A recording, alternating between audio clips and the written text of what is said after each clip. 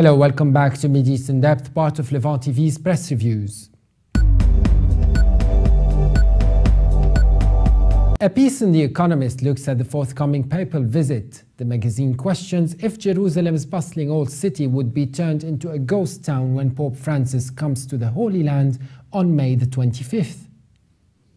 While the Palestinians are opening up the streets of Bethlehem and providing the Pope with an open car when he visits their site, the biblical land, Israel is taking no chances. It is planning a strict permit regime, insisting that the Holy Father travels in an armored car, with the public kept at arm's length behind a security cordon.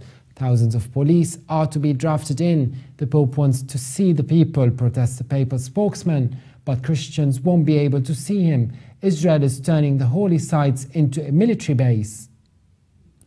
Tensions rose in the Old City over Easter as Israel's police set quotas for access to Jesus' holy sepulchre. They issued wristbands and badges to let Christian groups through the gates of the Old City at allotted times only. The Israelis say that they must be strict because they are responsible for keeping the peace.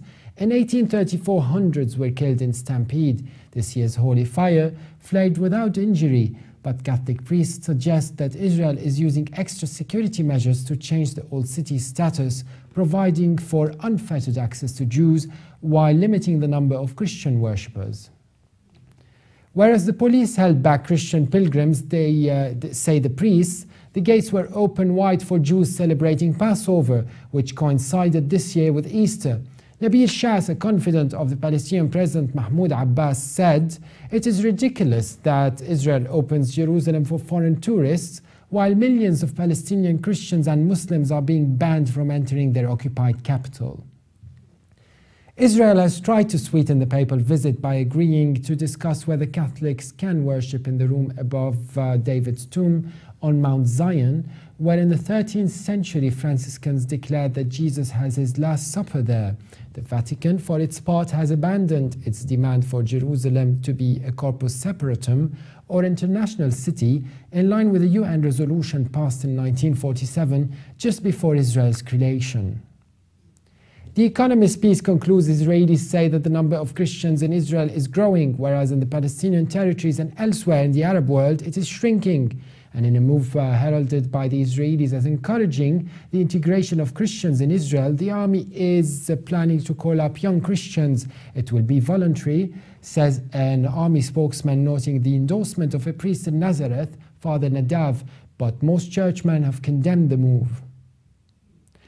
Also on the subject, the Haaretz features an article titled, "Where is it really better to be a Christian, Israel or Palestine?" According to the writer Nicholas Pelham, Israel's multiple lobbyists have donned the mantle of Christian saviors. They highlight the safe haven Israel offers the Middle East rather than Arab Christians, in contrast to their Muslim tormentors fleeing persecution. As one email put it, Palestine's Christian population, they say, has fallen from 10% to 2%.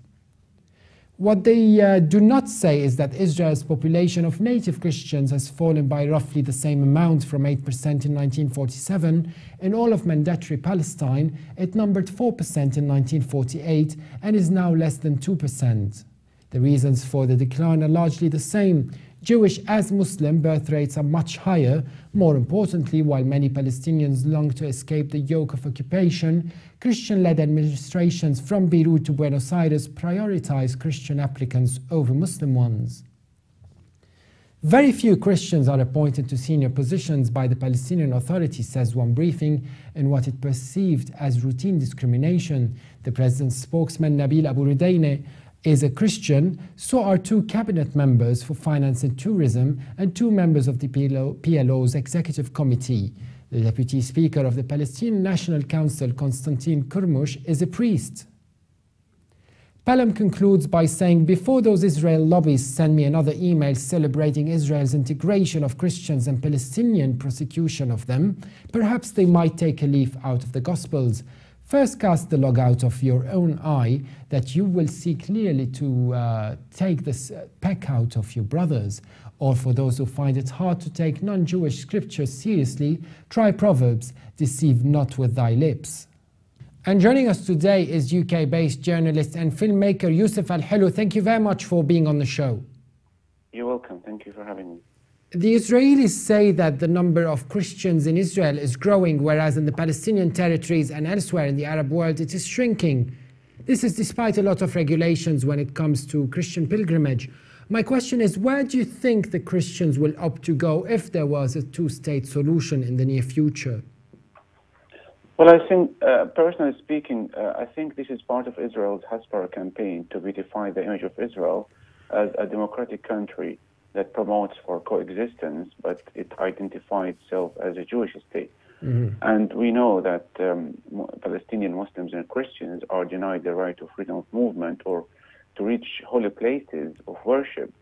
So under Israel's so-called named Jewish state, obviously Christians, they prefer to be in the Palestinian side. I mean, I'm not a Christian myself, but I mean, the practices of the Israeli government make it like difficult for those people to reach holy sites, especially if they are not Palestinian, if they don't hold Israeli passports or identity cards. Mm-hmm. So in the Palestinian side, the problems, obstacles are still there. And let's not forget that Israeli forces, they attacked the Church of Nativity back in 2002 when some 40 Palestinians sought shelter inside the church. So this shows that Christians are not under Israel's protection when it comes to its so-called security. Mm-hmm. In a move by the Israelis as encouraging, seen as encouraging somewhat by some, they say it's aimed at the integration of Christians in Israel. The army is planning to call up young Christians. As a Palestinian, what could you say about this Israeli initiative and about an Arab Christian, or maybe even Muslim Arab enrolling in the Israeli army? Well, the Israeli army is an occupying force, and anybody who serves in the Israeli army, of course, will be considered as an enemy for the Palestinians, whether this person is a Christian or a Muslim or Druze. So it's up to them. But at the end of the day, if they side with the side of the oppressors and the occupation forces, then of course they will be viewed as enemies for the Palestinians. Mm-hmm. And why do you think Israel is doing this initiative towards the Christians, trying to integrate them and even offer them the chance to be in the army, if they want it, of course? It wants to show that it cares about other minorities, or it cares about other faiths or religions, because all the time it asks the Palestinians or some Arab countries to recognize its existence as a Jewish state. So it wants to beautify its image after it has been tarnished by the long occupation. And, you know, the Palestinians will mark the Nakba this month. Mm-hmm. So it's an attempt to show that it doesn't object the worship of other religions under its rule. But it's ridiculous that Israel opens Jerusalem for foreign tourists, while Palestinian Muslims and Christians, for example, in Gaza, are prohibited from reaching holy places in the West Bank. Mm-hmm. And Yousef Al-Helou, thank you very much for your remarkable contribution today. Thank you. Thank you. And for more updates, please visit levant.tv.